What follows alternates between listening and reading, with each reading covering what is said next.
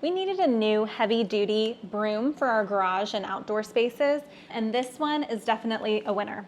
So it has a grip, which I love, because especially when you're sweeping outdoors and you're having to sweep a lot, your hands can get tired. And I feel like mine get cramped almost when you're holding the broom because you're having to hold it a little tighter. So this is definitely a nice comfort feature. It does have the hole so you can easily store it in your garage if you need to, or wherever. It does have 4 pieces that come apart. It came disassembled, so it's super easy to put the pieces together. You can remove pieces to make it whatever height you need it to be. This is the tallest height, but you can take a piece or 2 out if you have a kid who's doing some chores outside to make it a better size for them.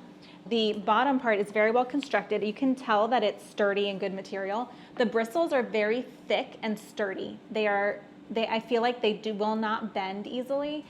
They are frayed a little at the end, so then that will help you trap in some of the smaller particles when you are sweeping, which is great, especially we leave our garage open a lot, so there's always wind that blows in the leaves and pollen and whatnot. So having the ability to be able to trap that and sweep that is a definite plus.